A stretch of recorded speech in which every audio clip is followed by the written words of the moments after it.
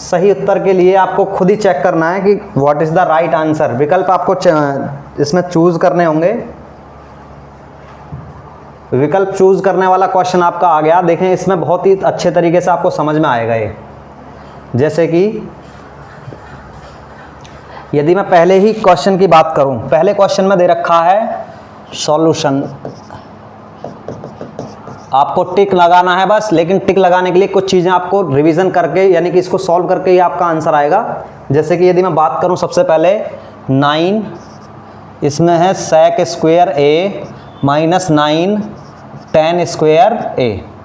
तो मुझे पता है कि दोनों में से यदि 9 कॉमन ले लूँ तो अंदर बचेगा सेक स्क्वायर ए माइनस tan स्क्वायर ए। तो यहाँ से आपको पूरी की पूरी वैल्यू पता है 9 × 1 यानी कि 9। ये आपका पूरा का एक क्या है फॉर्मूला, जो अभी मैंने लिखा था आपका पीछे देखें, मैं आपको दिखाता हूँ।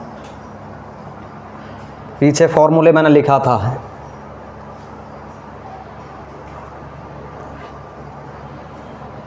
चलिए इसके बाद में अभी तो ये आपका फॉर्मूला था। इसके बाद में आते हैं नेक्स्ट वाले क्वेश्चन पर। इसका जो राइट आंसर हो जाएगा वो हो जाएगा आपका 9, बी आंसर इसका हो जाएगा टिक। नेक्स्ट पार्ट है इसका 1 + tan थीटा और प्लस sec थीटा। थोड़ा लेंथी क्वेश्चन है। इसको सॉल्व करने के लिए मैं क्या काम करता हूँ, थोड़ा सा पेज को साइड कर लेता हूँ।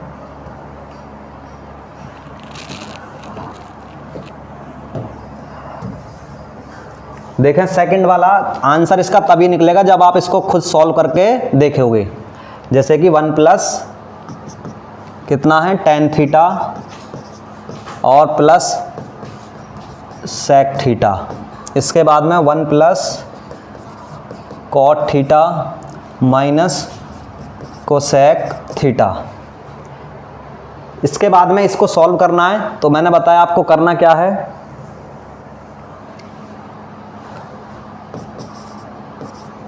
मल्टीप्लाई कर लेंगे सबसे पहले इनकी टर्म्स की। जब आप 1 की 1 में करोगे और फिर इसके बाद 1 की कॉट में, इसी तरीके से आपकी मल्टीप्लाई होती चली जाएगी आगे को। तो करते हैं ज़रा, देखें 1 प्लस कॉट थीटा और इसी तरीके से माइनस कोसेक थीटा, और इसके बाद में आते हैं tan की मल्टीप्लाई करते हैं तो प्लस tan थीटा, और इसके बाद में plus tan theta into cot theta. इसके बाद में माइनस tan थीटा इंटू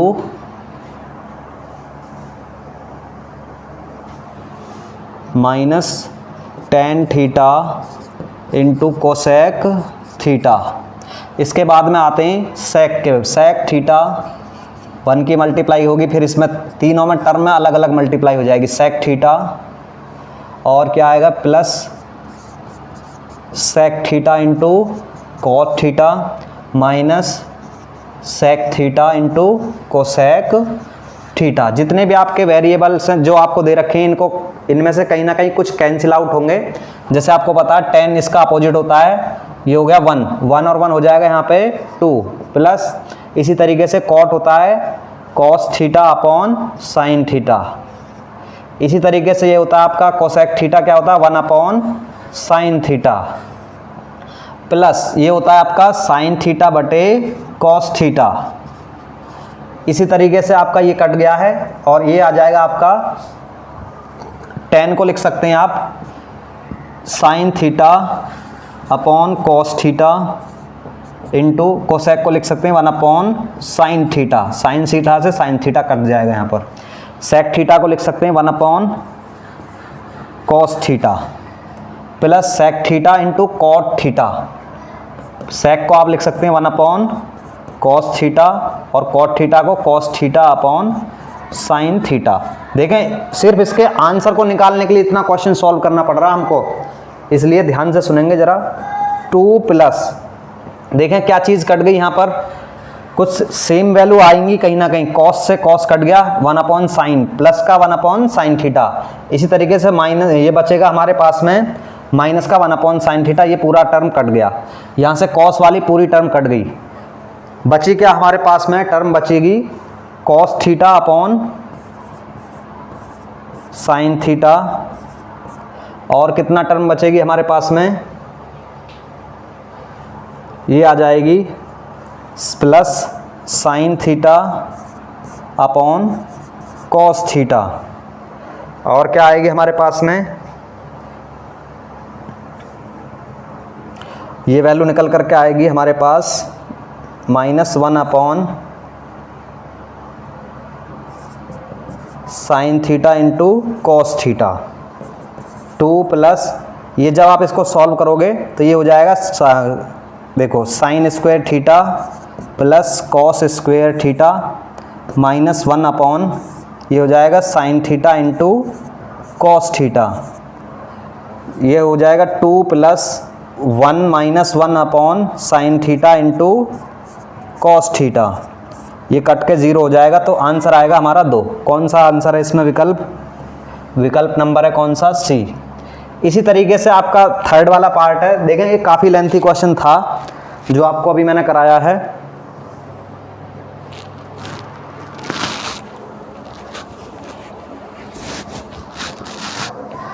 इसके बाद में अब हम चलते हैं थर्ड वाले पार्ट पर। थर्ड वाले पार्ट को इसको सॉल्व करते हैं। थर्ड वाले पार्ट में हमसे क्या कह रहा है, थर्ड वाले पार्ट में है कि sec a plus tan a, मैं इसको यहीं पे सॉल्व करता हूं थर्ड वाले पार्ट को।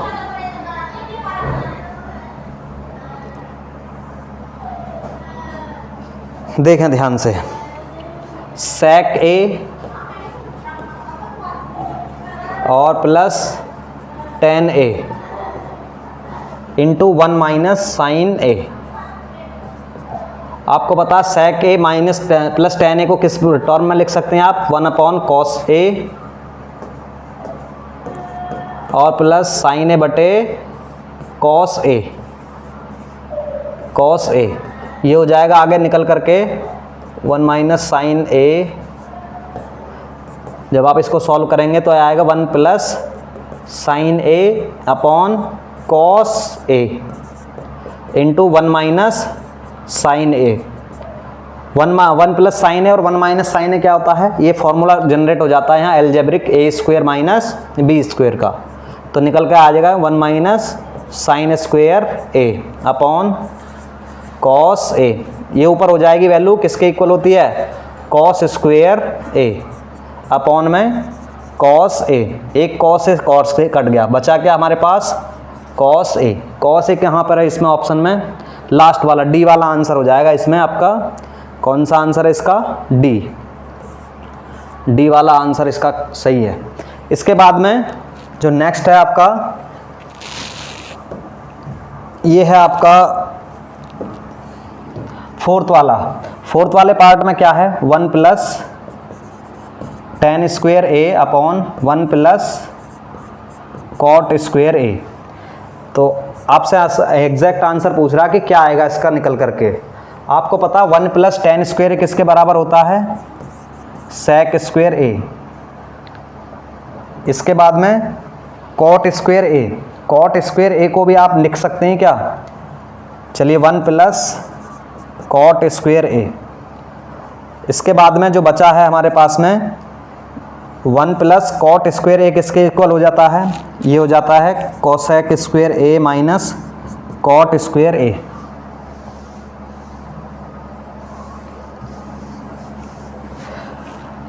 कोसेक स्क्वायर a लिख देता हूँ मैं, ये cosec square a minus cot square a is equal to होता है 1। तो ये 1 प्लस कॉट स्क्वायर हो जाएगा कोसेक स्क्वायर a के। कोसेक स्क्वायर a कहाँ पर है, ये आएगा यहाँ पर sec square a upon cosec square a। Sec square को आप लिख सकते हैं 1 अपॉन कॉस स्क्वायर a और इसको लिख सकते हैं 1 अपॉन साइन स्क्वायर a। ये ऊपर जाएगा, ये नीचे मल्टीप्लाई, ये बन जाएगा sine square a upon cos square a। किसके इक्वल हो गया, tan स्क्वायर a। कौन सा आंसर है इसमें, tan स्क्वायर a, लास्ट वाला आंसर है इसका, विकल्प नंबर डी जो विकल्प है इसका राइट आंसर हो जाएगा tan square a। Next question पर चलते हैं। अब